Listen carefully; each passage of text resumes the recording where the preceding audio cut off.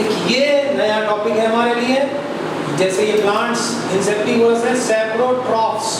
You might have seen packets of mushrooms sold in the vegetables, है ना। ये हमारे काम के हैं, सारे मशरूम्स नहीं खाए जाते हैं, ध्यान रखिए। कुछ जंगल के अंदर उगे हुए होते हैं, पेड़ों की जड़ों में और पत्तों के ऊपर, सारे मशरूम्स खाने लायक नहीं होते हैं। इनकी खेती भी होती है क्योंकि ये हमारे काम के हैं, खाने लायक है, एडिबल्स हैं। You may have also seen fluffy umbrella-like patches growing in the moist soil.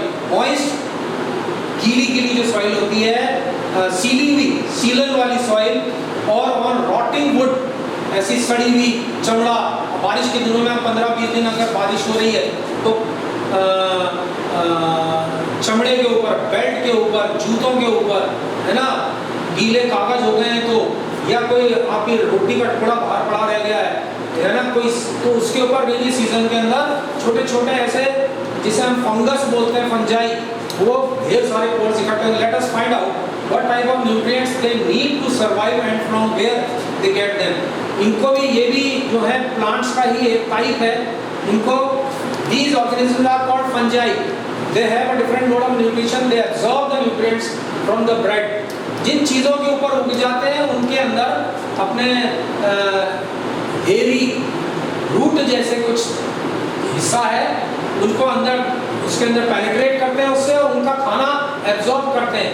This mode of nutrition in which organisms take in nutrients from dead and decaying, सड़ते हुए चीज से, मैटर से ले लिया, उसे कहते हैं saprotrophic nutrition. Such organisms with saprotrophic mode of nutrition are called saprotrophs.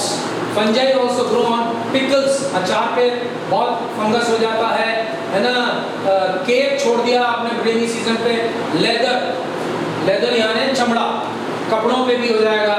और अदर आर्टिकल्स, जड़ें या तने जो कटे हुए पड़े हैं और बारिश में बहुत टाइम से भीग रहे हैं, ह्यूमिड वेदर, पानी खूब ह्यूमिडिटी है हवा में बहुत, तो ये फंगस उग जाता है, स्पॉइल मेनी थिंग्स। इससे हमारी बहुत चीज़ें खराब हो जाती, सड़ा देते हैं। Ask your parents about the menace of fungi in your house. अपने घर के अंदर बहुत सारी चीज़ें बारिश के दिनों में फंगस से खराब हो जाती हैं।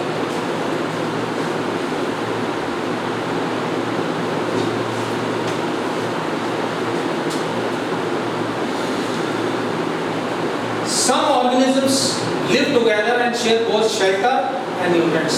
कुछ लोग जो हैं, कुछ organisms एक साथ रहते हैं और एक दूसरे की मदद लेते हैं, शेल्टर में भी, और nutrients खाने का शेयर करते हैं। This relationship is called symbiosis.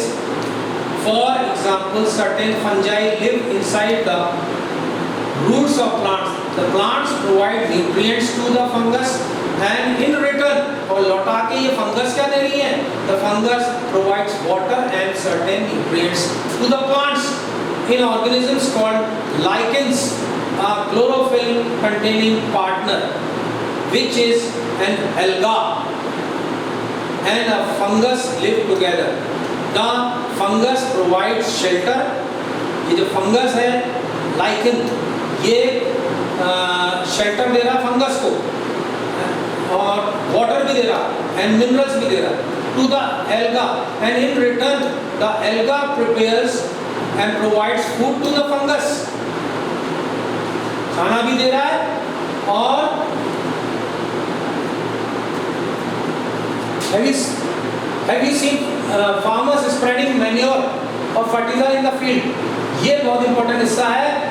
बिना इसके, ये मैन्योर, खाद, बहुत सारा ऑर्गेनिक मटेरियल होता है, गोबर है या और जो डिकेइंग बॉडी हो रही है, मछलियाँ सड़ रही उन्हें अगर आप खेत में डाल दो, या और जो फर्टिलाइजर्स जो फैक्ट्रीज में आर्टिफिशियली बनाया जाता है उसे फील्ड में डालते हैं, तो जो पेड़ को मिनरल्स चाहिए और इम्पोर्टेंट चीज़ चाहिए, लॉन्ग्स में, पॉट्स में, पेड़ को बढ़ाने में, फ्लावर्स लेने में, you learn that plants absorb minerals and nutrients from the soil, so their amounts in the soil keep on declining. आप देखा खेती कर रहे हैं, पेड़ उगा रहे हैं बार-बार एक ही गमले में, तो वो बढ़ रहा है बार-बार इन न्यूट्रिएंट्स को लेकर। अब सॉइल में तो कमी हो गई, तो उस कमी को डालने के लिए हम क्या करेंगे? फर्टिलाइजर्स और खाद, है ना, बहुत सारी चीज़ें। कुछ नहीं तो जो सूखे पत्ते हैं उन्हीं को जमीन में उसमें मिट्टी में गाड़ दो, तो न्यूट्रिएंट्स पूरे मिलने चाहिए, नहीं तो वो प्लांट्स की जो ग्रोथ है, पोटेशियम है, फास्फोरस है, नाइट्रोजन है, मैग्नीशियम है, these nutrients need to be added from time to time to enrich the soil. इसकी मात्रा ज़्यादा भी नहीं होनी चाहिए, कम भी नहीं होनी चाहिए, और हमेशा डलनी चाहिए. We can grow plants and keep them healthy if we can fulfill the nutrient requirement of plants. Usually crop plants, crop बड़े बड़े खेतों के अंदर ढेर सारा जो उगाया जाता है, अनाज है, फसलें हैं, फ्रूट्स हैं, वेजिटेबल्स हैं, उसको क्रॉप बोलते हैं.